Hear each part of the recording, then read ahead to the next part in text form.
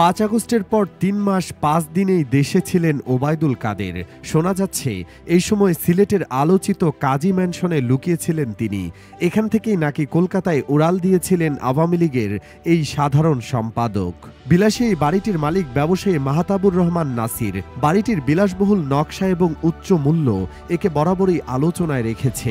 তবে সাম্প্রতিক কিছু ঘটনাবলী একে করেছে সমালোচিত। স্থানীয় বাসিন্দারা বাংলাভিশনকে জানিয়েছেন তারাও শুনেছেন ওবায়দুল কাদের এই বাসায় আত্মগোপনে ছিলেন। পরবর্তীতে সময় সুযোগ বুঝে ভারতে পালিয়ে যান। তবে কাজী ক্যাসেলের কর্মচারী ওবায়দুল কাদেরের আত্মগোপনে থাকার বিষয়টি অস্বীকার করেছেন। তাদের দাবি ৫ আগস্টের পর থেকে বাড়িটি খালি ছিল এবং কাউকে বাইরে থেকে ঢুকতে দেওয়া হয়নি। বাড়িটি নিয়ে বর্তমানে গুজব ছড়ানো হচ্ছে। বাড়ির একজন প্রহরী এ ব্যাপারে বাংলাভিশনকে বলেন, ৫ আগস্টের আগে থেকেই এখানে আমরা ডিউটি করছি। আমরা কয়েকজন গৃহপরিচারিকা ছাড়া এই বাড়িতে আর কেউ থাকে না। ওবায়দুল কাদের এই বাড়িতে ছিলেন বলে গুজব ছড়ানো হচ্ছে। বাড়িটিতে কেউ লুকিয়ে আছে কিনা তা দেখতে ৫ আগস্টের পরে অনেক ব্যক্তি এখানে এসেছিলেন, তবে তারা কেউ আওয়ামী লীগের কাউকে এখানে খুঁজে পায়নি। কাজী ক্যাসেলের বিষয়ে এ ধরনের গুঞ্জন কতটা সত্য তা এখনও নিশ্চিত হওয়া যায়নি। বিষয়টি তদন্তের দাবি রাখে বলে মত দিচ্ছেন সংশ্লিষ্টরা। কিন্তু সরকার পরিবর্তনের ৩ মাস পর ওবায়দুল কাদের কিভাবে দেশের বাইরে চলে গেলেন তা নিয়ে প্রশ্ন তুলেছেন স্বয়ং ট্রাইব্যুনাল।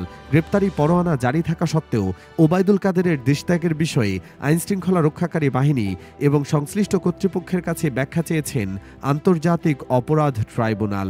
গ্রেপ্তারি পরোয়ানা জারি থাকা সত্ত্বেও কেন তাকে গ্রেপ্তার করা হয়নি বা তিনি পরে কিভাবে দেশের সীমান্ত অতিক্রম করলেন সে বিষয়ে আগামী ১৫ দিনের মধ্যে আইনশৃঙ্খলা রক্ষাকারী বাহিনীকে ব্যাখ্যা দিতে আদালত নির্দেশ দিয়েছে বলে গত ১৭ ডিসেম্বর জানান আইনজীবী তাজুল ইসলাম।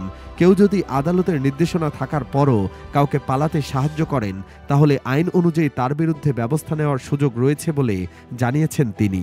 স্বৈরাচার হাসিনার আওয়ামী লীগের ৩ বারের সাধারণ সম্পাদক ওবায়দুল কাদের কোথায় আছেন, কি করছেন তা নিয়ে দেশবাসীর মধ্যে সবসময় কৌতূহল ছিল। নানা সময় নানা জায়গায় কাদের বলেছেন এমন খবর চাউর হলেও জাতীয় দৈনিক মানবজমিন নিশ্চিত হয়ে জানিয়েছে ৮ই নভেম্বর তিনি কলকাতায় পৌঁছেছেন।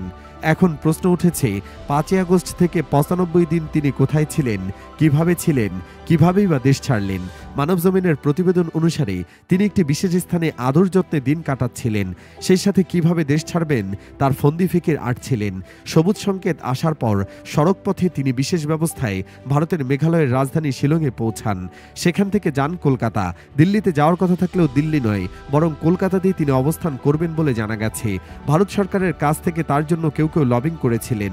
স্বৈরাচার হাসিনা এক্ষেত্রে ছিলেন অনেকটাই নীরব।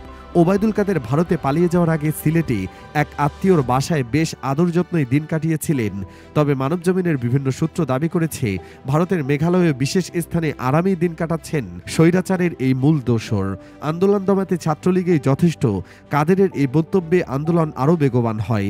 স্বৈরাচার কাদেরের এমন বক্তব্যেই আন্দোলন অন্য পথে রূপ নেয় বলে দলটির নেতারা মনে করছেন, যে আন্দোলনের জেরে হাসিনার সরকারকে এক বিধ্বংসী পরিণতি দেখতে হয়েছে।